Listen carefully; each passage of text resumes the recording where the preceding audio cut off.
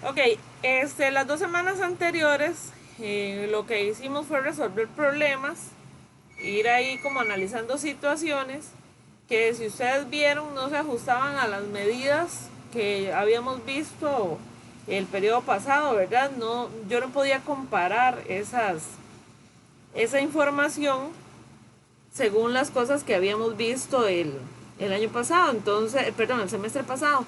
Entonces aquí hay una necesidad por encontrar otras medidas que me permitan calcular o comparar esos estudios que son sumamente diferentes. Entonces la semana 3 lo que vamos a ver es una de esas medidas. Dice ahí el texto que existen ocasiones en que necesitamos comparar dos estudios o conjuntos de datos, pero estos son de poblaciones diferentes o se encuentran en unidades de medida diferente.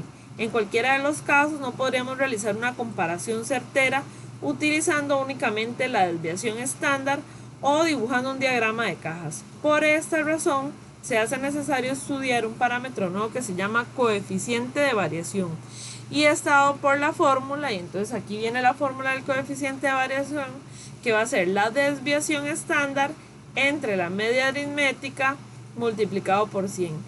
Este valor me va a decir qué tanto varía un grupo de datos.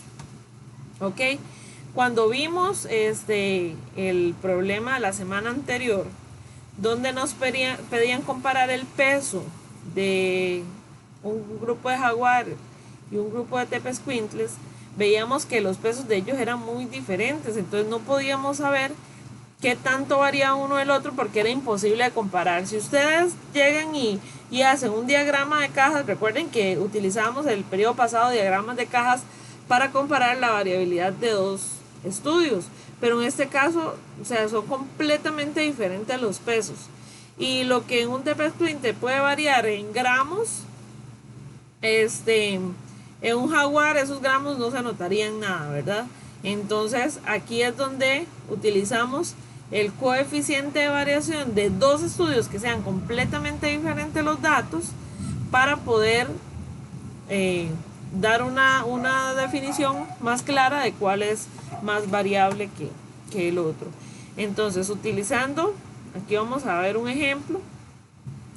Dice que tenemos un conjunto de toros con una media de 480 kilogramos. Esa sería la media aritmética de ese grupo de toros. Y la desviación estándar de 45 kilogramos. Ahí se ve muy borroso.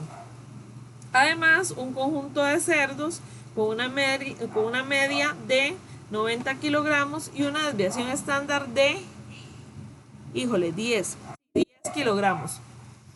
¿Qué grupo de animales es más homogéneo? O sea, ¿cuál tiene menos variabilidad? Vean que yo no puedo comparar el peso de los toros, que es de 480 en promedio, al peso de los cerdos, que es de 90 kilos en promedio, ¿verdad? Yo no podría compararlos mediante varianza, porque es completamente diferente. Yo no podría compararlos mediante un diagrama de cajas. Y entonces ahí es donde vamos a hacer uso del coeficiente de variación, que es solamente aplicar esa fórmula, ¿verdad? Entonces aquí vamos a tener que el de los toros, recuerden que dijimos la media aritmética arriba, lo dividimos entre, perdón, la desviación estándar entre la media aritmética multiplicado por 100. Y entonces ahí nos va a dar un coeficiente de variación de un 9,375%, ¿verdad? Ese sería el coeficiente de variación en el caso de los toros. En el caso de los cerdos vamos a tener la desviación estándar entre la media aritmética multiplicado por 100 y eso nos va a dar aproximadamente 11,11%. ¿Quién tiene mayor variabilidad en este caso? Sería el grupo de los cerdos. Dice entonces el conjunto de los toros es más homogéneo, ¿verdad? Si tiene menos variabilidad va a ser más homogéneo que el conjunto de los cerdos. Ahora sí, con esta medida podremos comparar más fácilmente los pesos del problema que habíamos visto al inicio, ¿verdad? O la semana anterior. La semana anterior ustedes hicieron ahí, vieron, dieron sus puntos de vista personales. Yo les dije, no importa, no está mal, no está bien, pero ahora ya sí sabemos cómo lo podemos calcular. que sería con el coeficiente de variación.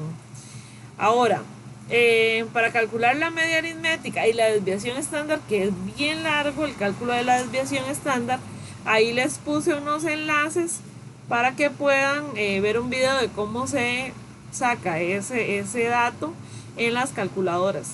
Entonces lo pueden ver ahí, y lo que tendrían que hacer es hacer solamente ese ejercicio que habíamos trabajado, ese problema que habíamos trabajado la semana anterior, pero ya ahora sí con la fórmula que conocemos, que es la que hay que utilizar.